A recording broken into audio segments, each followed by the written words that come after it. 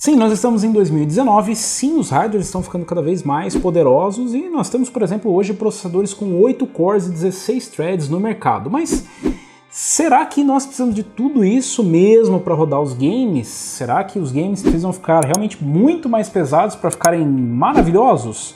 Bom, eu resolvi colocar aqui à prova o Athlon 200GE no Devil May Cry 5. Sua placa de vídeo está estranha, começou a aparecer alguns artefatos, ela não funciona mais corretamente, seu notebook está superaquecendo e desligando, sua placa-mãe está com defeito, você precisa de um especialista. Procure nosso parceiro GTEC Informática. Peça um orçamento sem compromisso. Confira mais no link na descrição. Com mais de 20 anos no mercado internacional, a Deepcool é líder em tecnologia e inovação na área de refrigeração para seu computador. Confira mais no link na descrição desse vídeo. Pois é, galera, esse jogo foi lançado recentemente, eu confesso que não é o meu estilo de jogo, eu não sou muito fã de hack and slash, nada de luta, porque basicamente eu sou muito ruim nisso. Assim como eu sou nos jogos de survival, como Resident Evil, por exemplo. Não são jogos que fazem muito meu estilo, porque eu sou muito ruim e dificilmente eu consigo me divertir quando eu tô morrendo o tempo todo. Mas, atendendo a pedidos dos inscritos, eu resolvi testar o Devil May Cry 5 e atendendo a minha curiosidade também, eu queria saber como esse jogo roda num processador como o Athlon 200GE. Isso porque ele é um jogo que, na verdade, ele é bem bonito, como vocês podem acompanhar aí, é um jogo que tem um gráfico bem bacana e é um jogo que exige ali uma taxa de FPS pelo menos estável e próximo da casa dos 60 para você ter uma fluidez bacana. Que dó de quem tá nesse ônibus. Então eu resolvi aproveitar e testar no setup mais básico que eu tenho aqui de processador, mas eu não vou testar aqui no vídeo integrado. Então, descartando aqui a Vega 3 integrada no Athlon 200GE, eu resolvi utilizar ele naquele setup que eu já mostrei aqui para vocês, naquele setup meio insano no nosso NZXT H200. E sim, pausa dramática, é um case muito caro para esse processador, assim como a nossa fonte de 650 watts da Gandias, mas eu não resisti porque era RGB e porque era a única que eu tinha disponível para montar esse setup.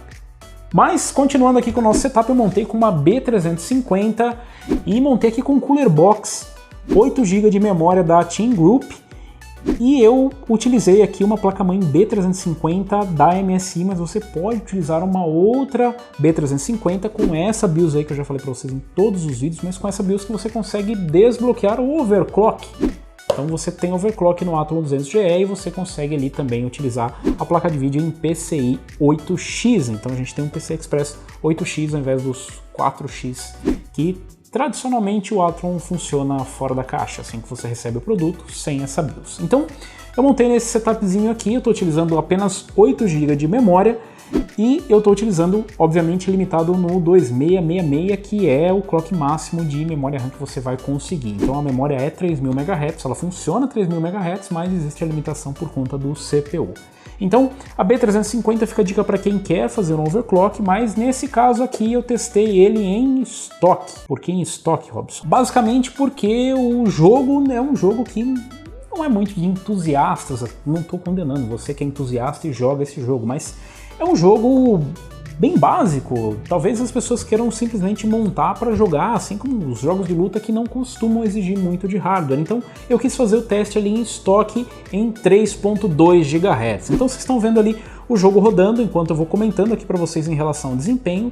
Basicamente eu estou utilizando o Athlon 200GE com o Cooler Box e estou utilizando ele sem nenhum tipo de overclock. Então, galera, eu fiz os testes ali com a RX 570, então, como eu disse para vocês, eu não estou utilizando a Vega 8 integrada, eu estou utilizando aqui uma GPU dedicada, uma RX 570 da Gigabyte. Eu trouxe outros testes aqui para vocês, caso tenham curiosidade, e eu queria ver se o Athlon conseguia acompanhar a RX 570. Eu utilizei ali a configuração em 1080p com os detalhes todos no máximo, então eu forcei bastante a amizade ali para ver até onde ia chegar essa vontade do Athlon aí de nos surpreender.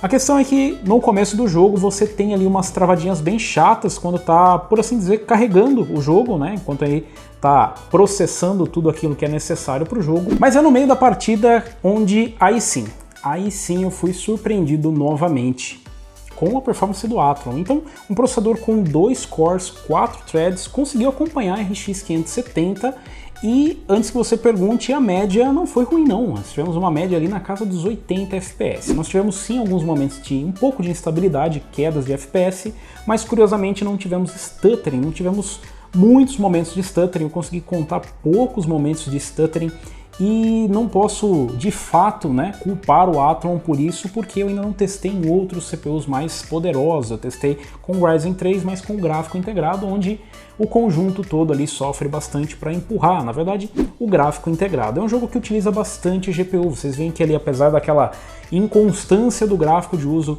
da GPU, nós temos ali uma utilização perto dos 100% a maior parte do tempo. Então, o Athlon 200GE conseguiu acompanhar a RX 570 na maior parte do tempo. Essa inconsistência nas quedas de utilização de GPU a gente já viu em vários outros testes que nós fizemos aqui, mas eu confesso para vocês que a fluidez do jogo foi bem bacana. Vocês conseguem acompanhar ali no gráfico do Frame Time e ver que a fluidez é bacana. Nós temos uma linha bem consistente ali embaixo e nós conseguimos ver que isso traz uma fluidez ao jogo. Então, claro que não somente a média de FPS nesses casos vale, mas como as mínimas e como ocorre essa constância de quedas. Então, aqueles micro stutterings, aquelas travadinhas que a gente costuma ver no jogo que atrapalham bastante a experiência, não foram notadas, pelo menos nesse trecho que eu testei aí. Eu joguei um bocado do jogo, fiquei bem surpreso por jogar tudo isso. Na verdade, como eu disse para vocês, não é o meu estilo de jogo, mas o jogo acaba te prendendo, apesar de ter muita cutscene, você acaba ficando preso no game. Então eu entrei para testar ali nesses dois setups e me diverti bastante. Então eu sou obrigado a admitir que eu me diverti com o jogo.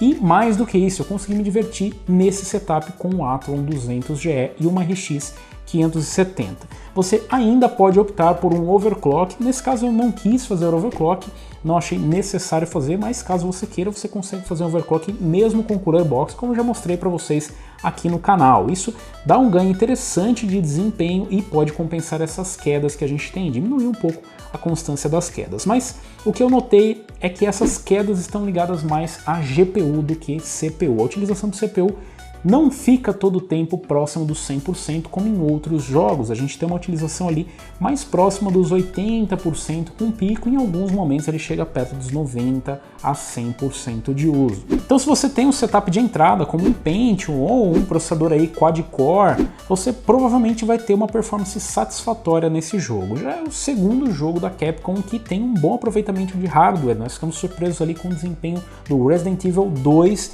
e com a qualidade gráfica que ele traz, o que traz novamente a discussão de será que é preciso mesmo tanto peso em cima do hardware para trazer uma qualidade visual? Será que você ter 300 milhões de efeitos ativados ali é o que traz uma boa experiência visual, uma boa experiência no game? E mais do que isso, não adianta o jogo ser maravilhoso e não trazer uma experiência divertida, como foi o caso do Devil May Cry 5. Se você comprou aí uma placa da série RX, provavelmente você tinha à disposição esse jogo para escolher entre ele, o The Division 2 e o Resident Evil 2. Quem não conhece provavelmente não pegou, e quem ainda não resgatou os jogos, fica aí uma boa dica para pegar. E quem quiser comprar o jogo, realmente é bem bacana, mesmo que você não esteja a par da franquia, como eu, que nunca joguei nenhum jogo da franquia. Deixa aí nos comentários com sugestões para setups, digam se vocês curtiram o jogo aí nos testes. É um jogo bem leve, não é tão exigente assim para hardware, então fica aí a sugestão de vocês se vocês quiserem testes com setups de entrada como o Athlon 200GE e o Ryzen 3 2200G. Depois eu vou trazer para vocês aí os testes com o Ryzen 3 2200G rodando o Devil May Cry 5 e vou trazer mais testes aí para vocês com o Athlon 200GE. Não sei, deixa aí nos comentários se vocês curtiram aí os testes. Deixa aí nos comentários, eu já trouxe alguns vídeos, dá uma procuradinha aí no canal, já tivemos CSGO, já tivemos PUBG, já tivemos Apex Legends. O que mais, Monk? Só, né? Tá bom também, né? Acho que já podemos desmontar, né, o setup 4200GE. Pra mim, já fez milagre o suficiente. Você acha que os CPUs dual-core e quad-cores estão mesmo com os dias contados? Deixa aí nos comentários pra gente, quem sabe, trazer um próximo vídeo tratando sobre o assunto. Se você gostou, se você curtiu esse vídeo, deixa um like. Se você ainda não é inscrito do canal, inscreva-se no canal, clica no sininho para receber as notificações de novos vídeos. E nós nos vemos por aqui. Valeu, falou e até a próxima!